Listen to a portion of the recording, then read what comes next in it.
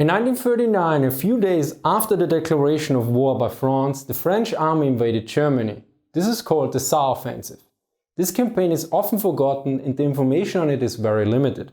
In this video we look at the offensive and the German report about how the German troops conducted themselves and what they thought about some of the new weapons like the MG34. Note I already covered the German assessment of the French performance in a previous video. First, a bit of context on the Saar Offensive itself, for which we also use some French publications thanks to Christoph for military aviation history here. An article from the publishing arm of the French National Education Service notes the following about the offensive. An offensive in the Saarland was launched. The aim was to relieve Poland, which was bearing the burden of the German army alone. It was launched in order to comply with the Franco-Polish military agreement. While the German force was only made up of reserve troops, the attack was launched late in the night of September 6th to 7th, 1939. The objective was to split the Saar between Saarbrücken and Merzig. The German resistance was weak, and to the 13th September the advance was 8 kilometers. The commander-in-chief of the Allies in France, General Gamelin, did not physically appear at the front, and despite the weak German resistance, the French did not accelerate their progression and stopped for no apparent reason. About 400 people were killed in the French army. This information is not entirely correct. In regard to the German order of battle, the Army Group C consisted of 32 divisions in August.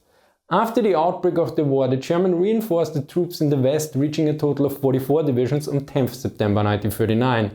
Yet in both cases, of those divisions, 12 were not reserve divisions but fully equipped infantry divisions of the First Welle, the first wave. Technically, one of those divisions was not at full strength, likely missing an infantry regiment. At least the source notes 11 divisions and 2/3 of a division. About the attack, the following context needs to be considered. General Gamelin assumed that the Allies would need until fall 1941 to be strong enough for an offensive. He considered the German Westwall, generally called Siegfried Line in English, and the Rhine Valley as insurmountable. One of his plans was that the offensive in the eastern and southeastern Europe would force Germany to split its forces, yet the Hitler-Stalin Pact and Italy's stance make countries in that region rather reluctant. The United Kingdom took also a rather defensive stance in general. An article from an organization associated with the French Ministry of Defense notes, the French army occupied about 20 German villages.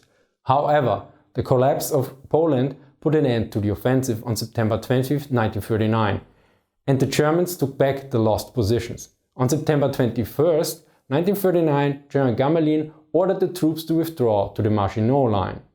This widely differs from the account in the same official German history of the Second World War. Here it is noted, beginning in mid-September, the French were already moving to the defense, confining themselves to local individual operations and withdrawing by mid-October.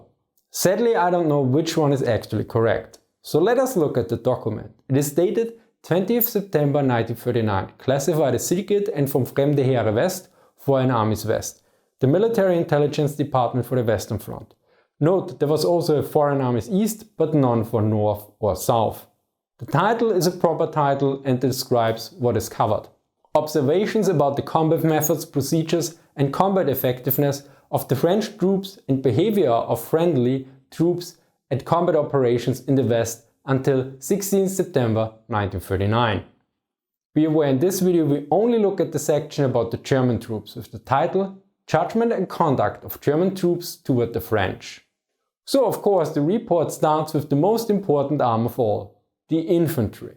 On the infantry, the French artillery fire made a strong impression during the first few days. In several cases, forward detachments moved backwards, even from only slight fire. Familiarization of the troops, however, occurred very soon in all sectors. The realization of small actual effect especially contributed to this. As mentioned before, 32 of 44 divisions consist of reserve divisions. This might have influenced the aspect as well. Sadly, the report does not mention which formations saw combat. In regard to the equipment, the regular light artillery in the French infantry division was a field gun with 75 mm, whereas for the German infantry division it was the leichte Feldhaubitze 18 with 105 mm. About infantry combat, it is noted, our infantry feels more and more superior to the French infantry every day. and all units behaved particularly well in short, hasty counterattacks. Important distinction here, which the readers of our assault platoon book already know: the Germans made a clear difference between a Gegenstoß and a Gegenangriff, for first being literally a counter thrust or push and the second a counterattack. The first one is usually translated as hasty counterattack. So what is the difference? The hasty counterattack is basically using local reserves that drive back the attacker, which managed to break into the main line of resistance, whereas a counterattack is planned and supported by further arms and reserves. The next part is about the machine guns. The functioning and effectiveness of the MG34 is highly praised by all units, but all of them stated that they had confidence only in ammunition with brass cases. Moreover, careful maintenance of the MG34 is a prerequisite for good functioning. The MG34 was the standard machine gun of the German army in the Second World War until the introduction of the more famous MG42. Both served as light and heavy machine guns. With a bipod, it was a light one. With a heavy tripod mount that also provided various functionalities, it was considered a heavy machine gun. Since brass was an important resource, steel cartridges were also used, something I discussed with Phil in this video. Since the MG34 had a very high cyclic rate, it is not surprising that non-brass cases were not particularly welcome. Additionally, the MG34 was particularly in contrast to the MG42 a very sensitive weapon, particularly in regards to dirt. Likewise, best practices for maintenance in combat operations at that point probably had not been established well neither. From statements and diaries of prisoners, the great impression made on the French by the high rate of fire and the good laying of MG fire is evident. Besides, the effect of heavy mortar is highly praised. A bit of context here: the heavy mortar refers to the German Granatwerfer 34 with a caliber of 81 mm. Later in the war, the Germans introduced the 120 mm mortar that was a copy of the Soviet mortar, which was subsequently called heavy mortar. The next part is about the equipment. Reserve divisions wished to be soon equipped with the MG34 and mortars. Furthermore, the allocation of a larger number of submachine guns for close combat is generally desired in the near future. Only the infantry divisions of the first wave were equipped with mortars at that point in the war. In terms of machine guns, the divisions of the third wave actually had the highest number. Additionally, these divisions contained a large amount of World War I veterans. Likely these machine guns were not MG34, but MG8/15 or others. There were even divisions in 1941 that still used at least partially the MG8/15. The call for submachine guns likely was not heeded for a long time, since these were even rare with the best equipped divisions, as discussed in my video on the MP40. The next point is about digging in. The troops, to the extent that they were already in combat contact with the French, soon learned not only to create shallow depressions for cover, but to dig in deeply quickly. I might be wrong here, but from my experience, German reports quite often praise their enemies for digging in fast and or well, while at the same time complaining about German troops not doing it well. For instance, in this report about the French, very skillfully the French infantryman exploits the terrain, equally skillfully and very quickly he digs in deep and camouflages himself at every stop. I'm not sure if this might be actually a "the grass is always greener on the other side" statement, by the way. Speaking of digging in, let us look at artillery.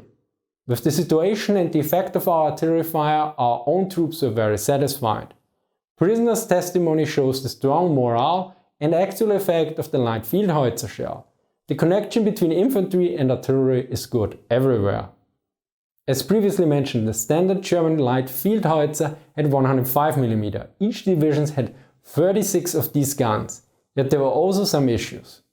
Artillery reconnaissance was hampered by the fact that the reserve observation detachment had to begin training first, that reserve divisions had to be helped out by neighboring observation detachments, and that furthermore the sound measuring systems prepared behind the main line of resistance were usually too far back for reconnaissance and combat in advance.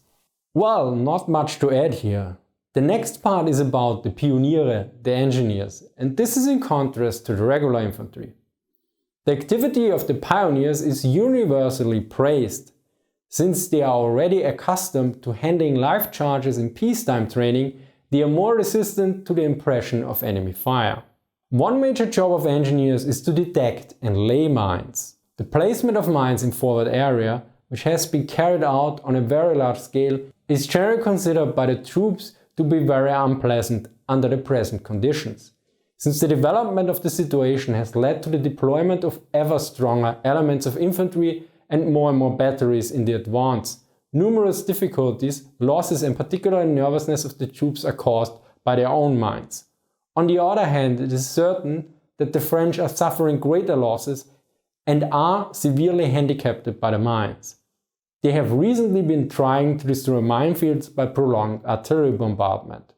In this regard, the French apparently did not learn from the enemies. One of the major errors during the Battle of France was the lack of mines, and even those few mines that were available were often not used at all by the French, according to Frieser. Rommel had about 500,000 mines buried along a 70-kilometer front at El Alamein.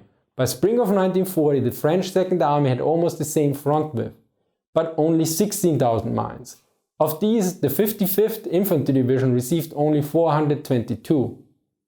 But consider closely, they were actually 422 mines too many. For when Guderian's 800 battle tanks made their final breakthrough here on May 14th, almost none of them was buried in the ground. As such, it's not particularly surprising that for the whole campaign the 7th Panzer Division reported that only one tank drove on a mine. We are aware that the document also covered the French performance as well. Particularly interesting is the first paragraph, because it puts the whole document into the proper context. Their experience gained so far can only be used to a very limited extent for the future. The fighting method and the behavior of the French was to a great extent dependent on political and psychological considerations. The Frenchman undoubtedly intended to lead his own troops very cautiously into the line of fire for the first time. Probably the political or military leadership also wanted to avoid major fighting at all for the time being. Whether this intention will continue for a longer time or will be changed with the arrival of the English cannot yet be foreseen.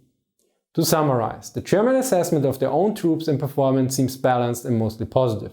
Additionally, the preamble of the document states explicitly that one should not draw too much conclusions from the French performance. This implicitly also affects the assessment of the German troops as well, that went beyond regular activities. While I hope you learned something new, big thank you to Chris from Military Aviation History for helping out with French sources here. Thank you to Andrew for reviewing the script.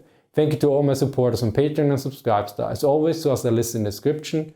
I hope you enjoyed this episode. Thank you for watching and see you next time.